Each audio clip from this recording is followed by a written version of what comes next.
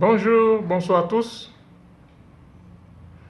La carence de maïs en République démocratique du Congo, d'où viendra la solution? C'est vraiment ridicule. La République démocratique du Congo devrait être parmi les pays producteurs de maïs au monde, aux côtés des États-Unis, de la Chine, de l'Argentine, du Brésil et même Ukraine et l'Inde.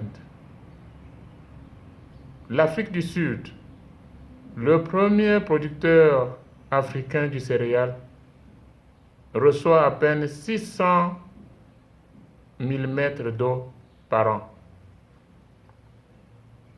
En RDC, toutes les provinces reçoivent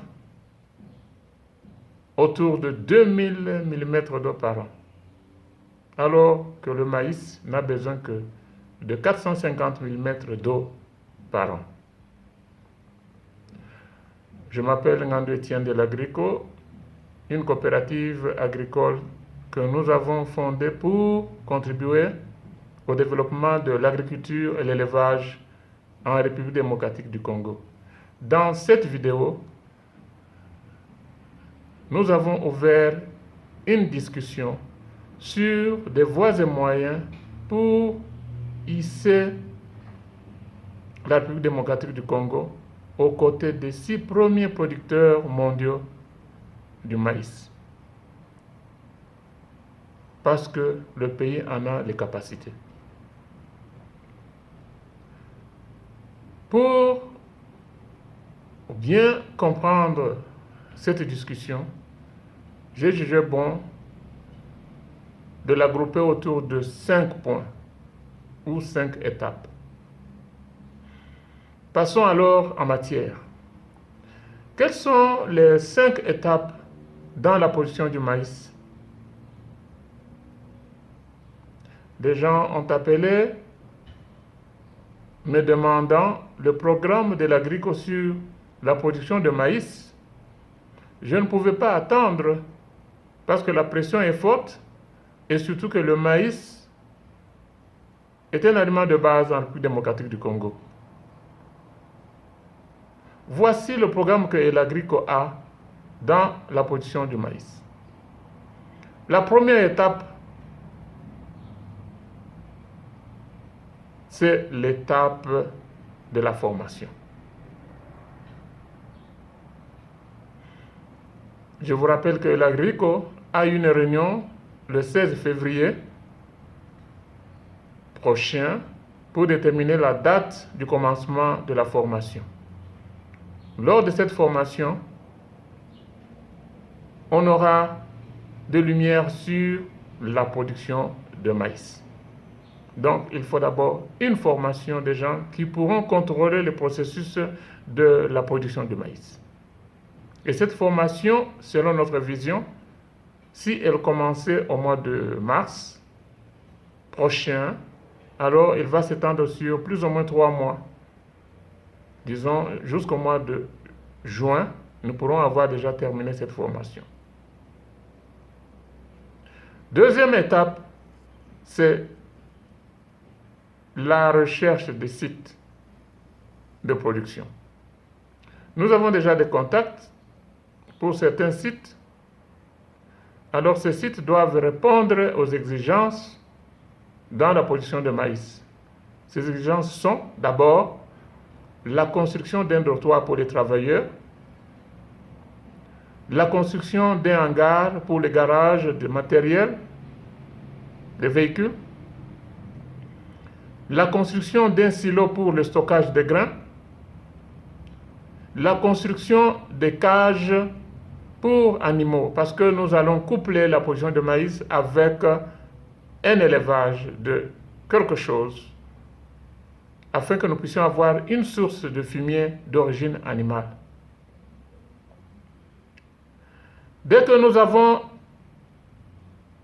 ces dispositifs, sans oublier le dispositif d'irrigation, nous allons maintenant passer à la troisième étape, qui est l'étape de la recherche du matériel. Par matériel, j'entends le tracteur et ses accessoires. Les accessoires du tracteur sont des accessoires pour planter, des accessoires pour cultiver, des accessoires pour moissonner, sarcler. Voilà du côté des tracteurs. Après les tracteurs, nous avons besoin de panneaux solaires, un kit de panneaux solaires qui sera adapté à la production, un kit d'une pompe à eau solaire pour l'irrigation. Nous savons bien que nous avons beaucoup d'eau chez nous, mais parfois il pleut quand nous n'avons pas besoin de cette pluie-là. Et comme nous voulons nous rapprocher de plus du côté d'une agriculture qui protège l'environnement, c'est pour cela que nous voudrions avoir un dispositif d'irrigation afin d'avoir de l'eau quand la plante en a besoin. Après l'irrigation, nous avons besoin de grains de semences de différentes sortes.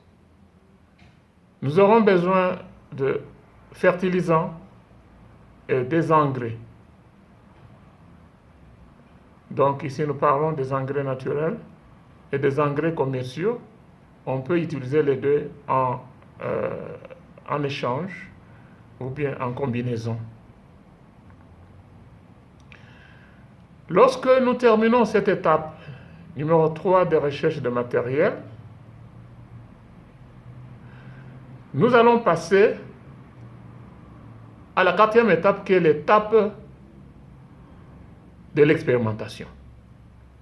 Nous allons choisir un espace bien déterminé où nous allons planter différentes sortes de grains de semences et nous allons calculer le taux de germination et ce taux doit être au-dessus de 80%.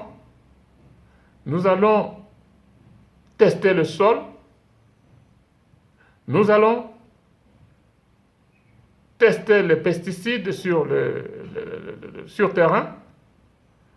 Nous allons fabriquer les engrais naturels et tester les engrais commerciaux. Et nous allons aussi décider de l'utilisation des herbicides. Dès que nous sommes certains et qu'à la fin, nous avons des idées, des mesures sur la production, voilà, nous allons passer maintenant à l'action.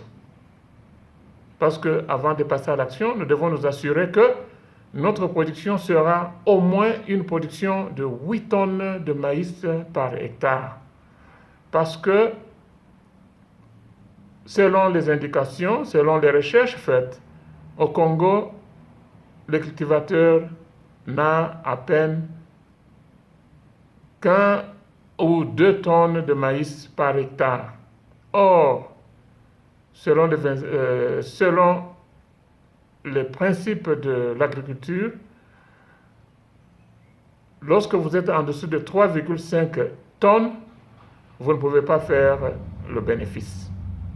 Alors c'est pourquoi nous devons nous assurer que nous serons à mesure de produire 8 tonnes de maïs par hectare. Voilà l'étape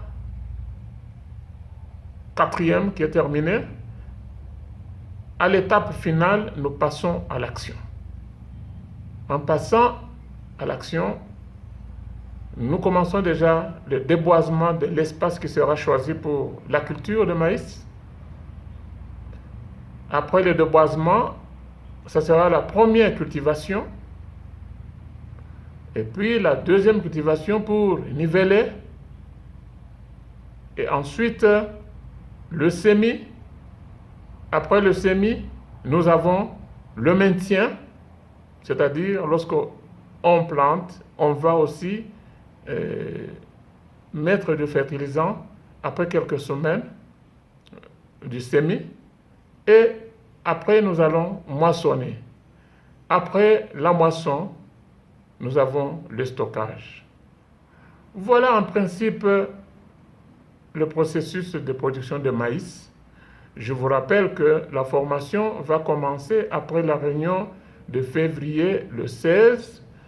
Alors, s'il vous plaît, enregistrez-vous à la formation en allant sur le website de notre coopérative. Vous recevrez un formulaire d'enregistrement. Vous allez écrire dans ce formulaire et le renvoyer. Comme ça, au moment voulu, vous aurez le password pour suivre la formation qui sera aussi sur Zoom Conferencing Software. Voilà ce que j'avais à vous dire. Aujourd'hui, je vous remercie de votre temps. Au revoir.